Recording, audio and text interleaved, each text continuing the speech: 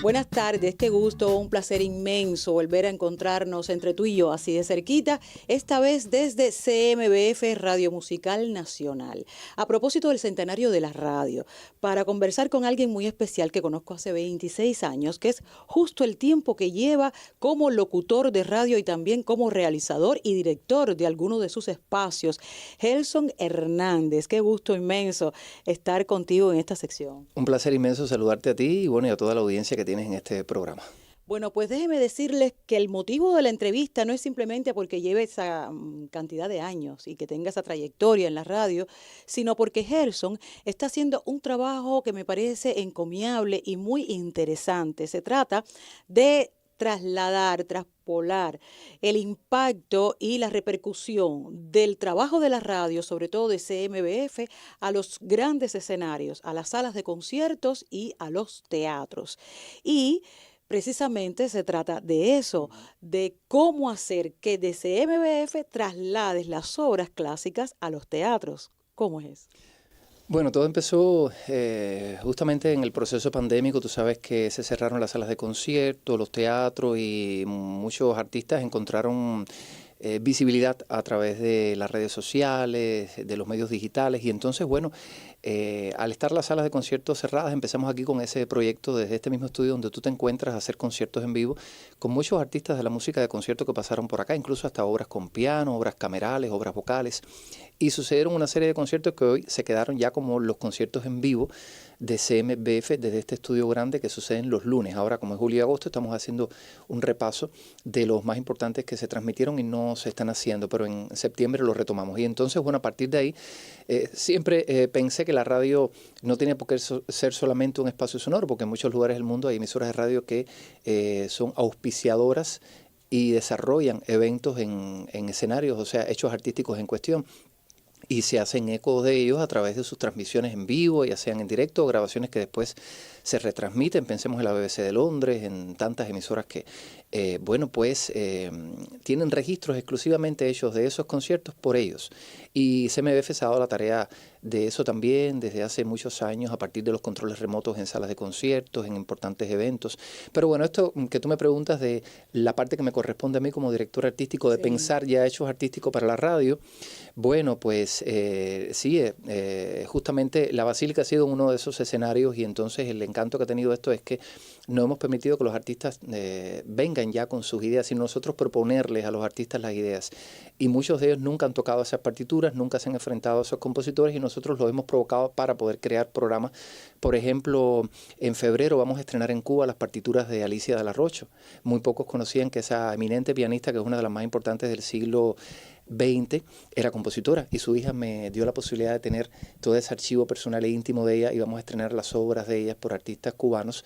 Hay piezas vocales, hay piezas para violín y piano, camerales, para piano solo. Y CMBF va a tener por primera vez ese registro desde Cuba gracias a la hija que me hizo llegar esas partituras. Así también te puedo mencionar los bel canto, los homenajes a los trovadores que CMBF siempre ha transmitido en directo, esos conciertos que ya hemos hecho 5, el último es el de Gerardo Alfonso el próximo año, en enero 12, Basílica de San Francisco también.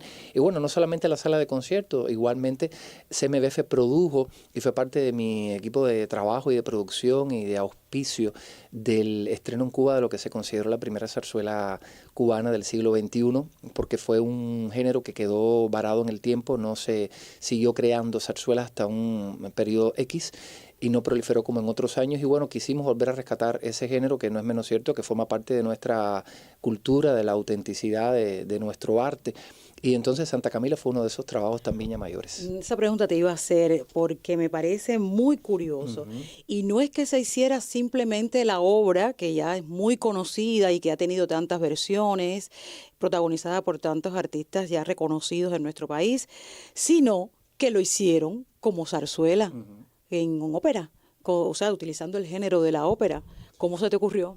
Sí, bueno, lo primero era como hacían los viejos empresarios de aquella época, que unían los tres pilares que son muy importantes, que es el libretista, el director artístico y el compositor, porque si tienes una buena idea y no hay quien le ponga música, es como si nada. Entonces, bueno, pues fue una tarea ardua dar con el compositor, y justamente hay una pianista cubana que se llama Erali Fernández, cubana, que vive en Londres y a cada rato viene a Cuba a ofrecer conciertos, y ella siempre quiso componer una obra mayor. Erali fue la que compuso toda la partitura en tiempo récord, y después el maestro Patterson asumió su dirección y su primera lectura y revisión como director musical de la puesta en escena. Me encontré con una joven muy talentosa que continuó sus estudios también en una escuela de dramaturgia y teatrología en Londres, porque ella empezó en el ISA y después se trasladó a hacer estudios en esta academia que te estoy mencionando. Ella se llama Isabela Pérez de Morales Monet, y fue la que hizo la adaptación del libreto y versificó los textos para poder después hacer las partituras musicales.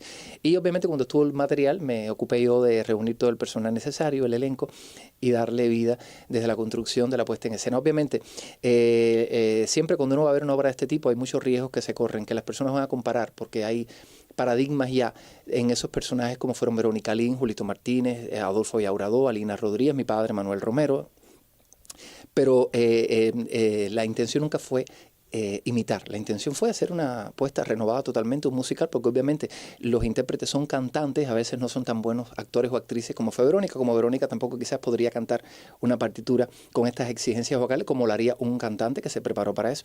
Entonces la intención no fue nunca imitar, sino rescatar el género, y qué mejor que hacerlo a partir de un texto tan cubano.